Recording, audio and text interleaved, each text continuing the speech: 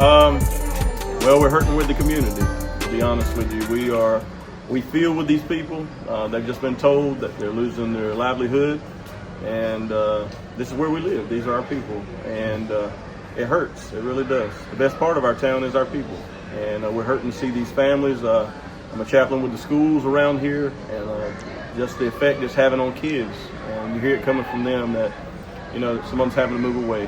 Some of them's having to, move to other states, and it's just real hurt, So we're just trying to keep people lifted up and get them through Christmas with a morale booster. So whenever New Year hits, we know it's going to be hard times, but just trying to really get people through the holidays. Who's responsible for all the food and everything? Well, our church has been a major contributor of it. We've had guys step up today. They threw us off a little bit with the schedule change at IP today. So our guys stepped up, got us multiple pots feeding multiple hundreds of people out of each pot. We've had some churches, had several churches donating the cakes to us. We've had some churches donate money to us. Some churches just coming and supporting us with their efforts. So this is an awesome town.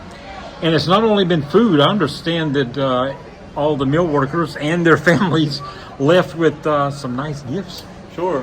Like I said, we've had people contributing. We've had people from North Carolina where their houses were destroyed.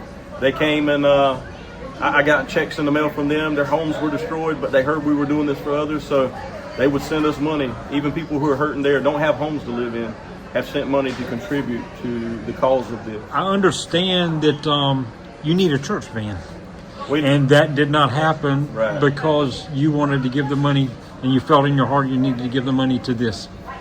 Yeah. Tell us that story. Yeah, our church van is, like all church vans do. They reach their lifespan, and we'd gotten an agreement together with our council that we were going to get us another church bus. Well, I found this one. It was a nice bus. We were 2 hours out. We were on our way to Atlanta to pick that van up. That bus is a bus, and they called us with the news that International Paper was closing, and it was a gut punch to us. And so I called the man. I already had insurance on the bus. I had the cashier's check in my hand.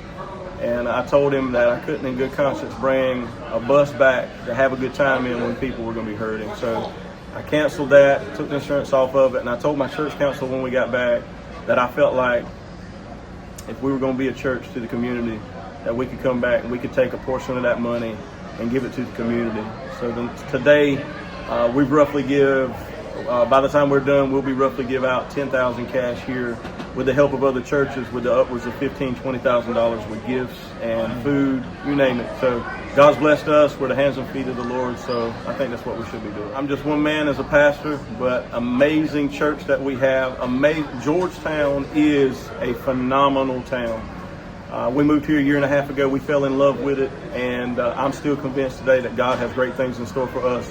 If we continue to look to Him, we continue to trust Him, we lean on one another. Next year is going to be a hard year, so we understand that already, unless somebody comes in and brings another big plan in or another big job provider, which I'm not 100% sure that'll happen, but we're going to trust God for it. So if we have to lean on each other, get each other through, that's what we got to do. But the main thing I want to say is that people have made it before in hard times. They've made it by trusting in God. God's provided.